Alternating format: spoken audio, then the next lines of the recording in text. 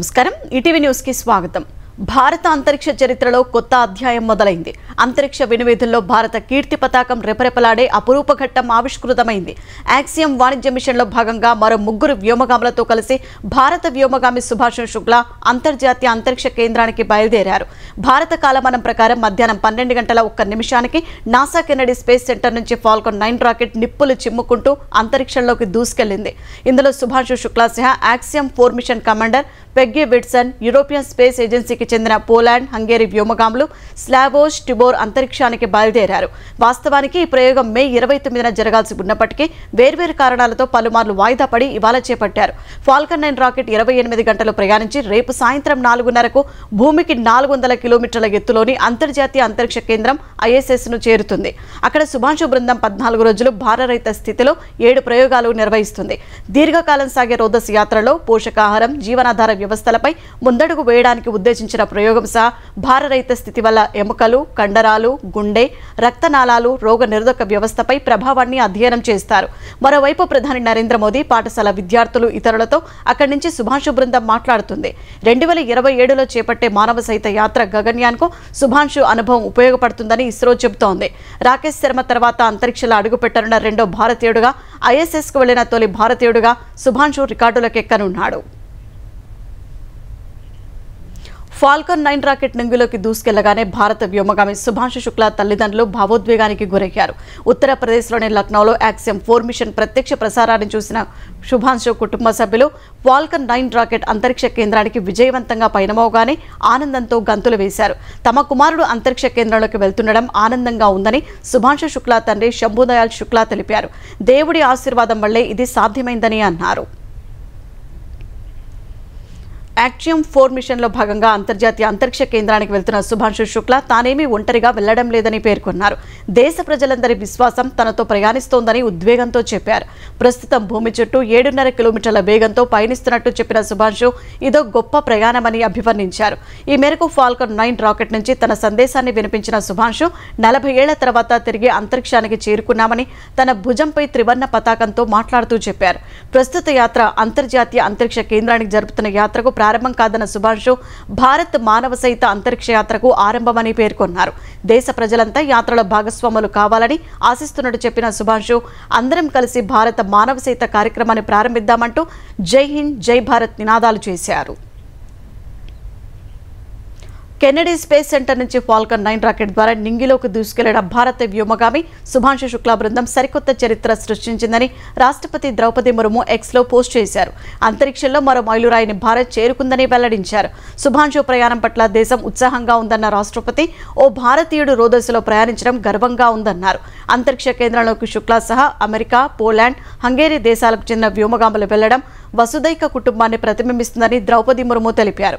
అంతర్జాతీయ అంతరిక్ష కేంద్రానికి వెళ్లనున్న మొదటి భారతీయుడిగా సుభాష్ శుక్లా అవతరించారని ప్రధాని మోదీ ఎక్స్లో పోస్ట్ చేశారు। 140 కోట్ల మంది భారతీయుల ఆశలు, ఆకాంక్షలను సుభాష్ తనతో తీసుకువెళ్లినట్లు తెలిపారు। ఈ యాత్ర విజయవంతం కావాలని ప్రధాని మోదీ ఆకాంక్షించారు।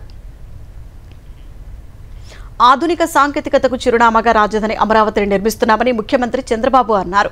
100 ఏళ్ల తర్వాత కూడా టెక్నాలజీలో ఎవరూ అందుకోలేని భవిష్యత్తు నగరంగా రాజధాని ఉండేలా ప్రణాళికలు రూపొందిస్తున్నామని చెప్పారు। విజయవాడలో ఫిక్కీ ఆధ్వర్యంలో నిర్వహిస్తున్న జాతీయ కార్యనిర్వాహక సమావేశంలో చంద్రబాబుతో పాటు వివిధ కంపెనీల ప్రతినిధులు పాల్గొన్నారు। ప్రభుత్వం చేపడుతున్న చర్యలు, తీసుకొస్తున్న పాలసీలు ఇండస్ట్రీ ఫ్రెండ్లీగా ఉంటున్నాయని ఫిక్కీ ప్రతినిధులు తెలిపారు। స్వర్ణాంధ్ర విజన్ 2047ను సాకారం చేసేందుకు పూర్తి మద్దతు ఉంటుందని ఫిక్కీ జాతీయ కార్యవర్గం వెల్లడించింది। రాబోయే రోజుల్లో అమరావతిలో చాలా అవకాశాలు వస్తాయని వివరించిన చంద్రబాబు వాటిని అందిపుచ్చుకోవాలని పరిశ్రమ వర్గాల్ని కోరారు। అదే సమయంలో ఆర్థిక అసమానతలు తొలగించేందుకు పారిశ్రామికవేత్తలు, ధనవంతులు ముందుకు రావాలని పిలుపునిచ్చారు। పాలసీ మేకర్గా పేదరికం లేని సమాజాన్ని భావితరాలకు అందించడం తన బాధ్యత అన్న సీఎం అందుకు పారిశ్రామికవేత్తలంతా సహకరించాలని కోరారు। పెట్టుబడిదారులకు గత ప్రభుత్వ పాలన ఓ చీకటి అధ్యాయమన్న ఆయన ఆ భూతం మళ్లీ రాకుండా చూసుకుంటామని హామీ ఇచ్చారు।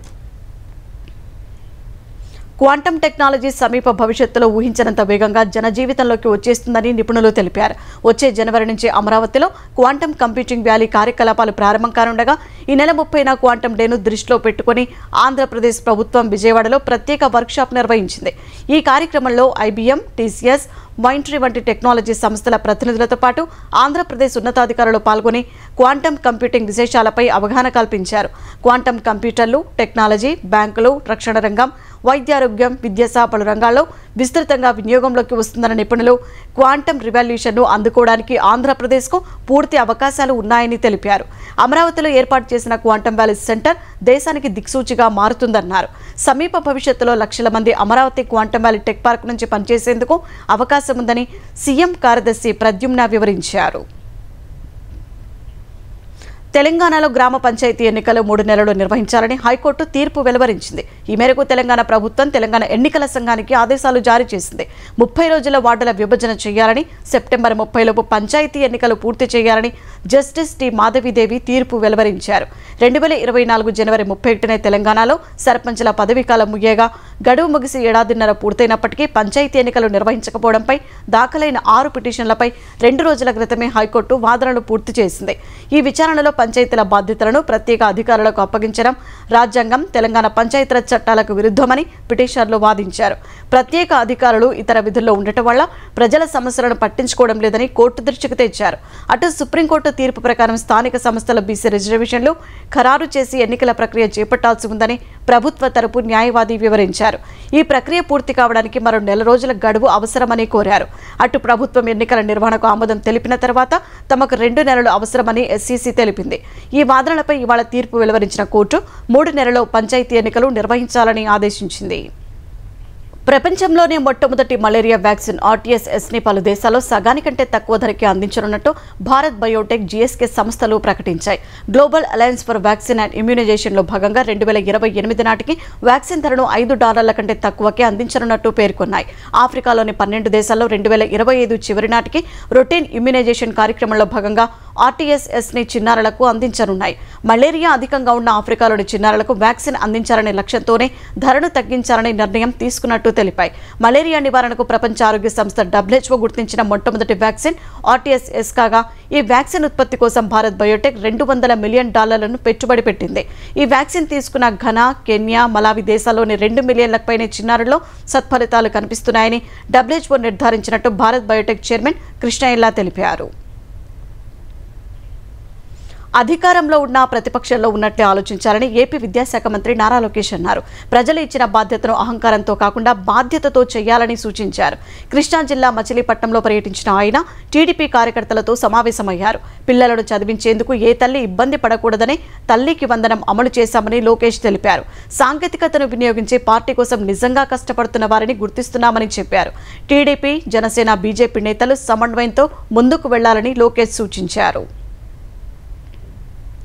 గుంటూరు జిల్లా రెంటపాల గ్రామ పర్యటన సందర్భంగా సింగయ్య అనే వ్యక్తి మృతి ఘటనపై నల్లపాడు పోలీస్ స్టేషన్ పరిధిలో తనపై నమోదైన కేసును కొట్టేయాలంటూ మాజీ సీఎం జగన్ హైకోర్టును ఆశ్రయించారు.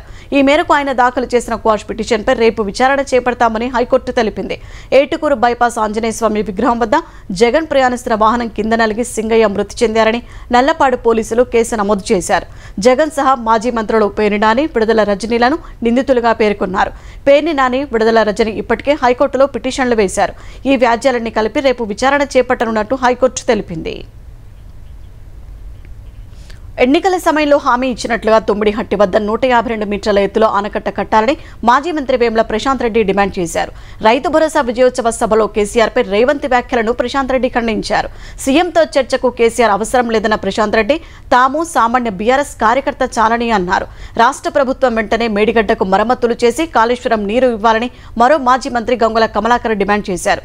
కాళేశ్వరంతో సస్యశ్యామలమైన తెలంగాణలోని పలు ప్రాంతాలు ఇప్పుడు ఎడారిగా మారుతున్నాయని ఆవేదన వ్యక్తం చేశారు.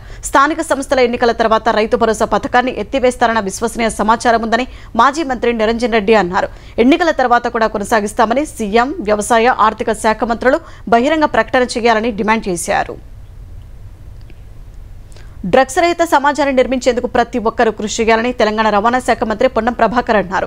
అంతర్జాతీయ డ్రగ్స్ దుర్వినియోగ, అక్రమ రవాణా వ్యతిరేక దినోత్సవం సందర్భంగా జలవిహార్ వద్ద తెలంగాణ యాంటీ నార్కోటిక్ బ్యూరో ఆధ్వర్యంలో ర్యాలీ, మానవహారం నిర్వహించారు. సినీ నటుడు నిఖిల్, మరో మంత్రి లక్ష్మణ్తో కలిసి కార్యక్రమంలో పాల్గొన్న పొన్నం విద్యార్థులతో మాదక ద్రవ్య రహిత సమాజానికి కృషి చేస్తామని ప్రతిజ్ఞ చేయించారు. మాదక ద్రవ్యాల నిరోధంపై నిర్మించిన లఘు చిత్రాన్ని మంత్రులు విడుదల చేశారు. తెలంగాణను డ్రగ్స్ రహిత రాష్ట్రంగా మార్చేందుకు ప్రభుత్వం చేపట్టిన అనేక చర్యలు ఫలితాలను ఇస్తున్నాయని మంత్రి పొన్నం చెప్పారు. డ్రగ్స్ ఎవరు తీసుకున్నా వారి వివరాలను పోలీస్ శాఖకు చెప్పాలని సినీ నటుడు నిఖిల్ విద్యార్థులకు సూచించారు. హైదరాబాద్ జేడిమెట్ల పోలీస్ స్టేషన్ పరిధిలో ప్రియుడితో కలిసి తల్లిని హత్య చేసిన మైనర్ బాలిక కేసులో నిందితుడిని అరెస్టు చేశామని బాలానగర్ జోన్ డీసీపీ సురేష్ కుమార్ తెలిపారు. ఈ నెల 23న అంజలి అనే 39 ఏళ్ల మహిళను 10వ తరగతి చదువుతున్న ఆమె పెద్ద కుమార్తె తన ప్రియుడు శివతో కలిసి చంపేసినట్లు వివరించారు. 24 గంటల్లోపే కేసును ఛేదించి నిందితుడిని అరెస్టు చేసినట్లు వెల్లడించారు. ఈ కేసులో నిందితుడిగా ఉన్న శివ డీజే నిర్వాహకుడిగా పనిచేస్తున్నాడని, ఇతడిది నల్గొండ జిల్లా కట్టంగూరని తెలిపారు. తమ బంధానికి అడ్డు వస్తుందని, బాల్యం నుంచి తనను హింసిస్తోందన్న కోపంతోనే తల్లి అంజలిని కుమార్తె హత్య చేసినట్లు డీసీపీ సురేష్ కుమార్ చెప్పారు.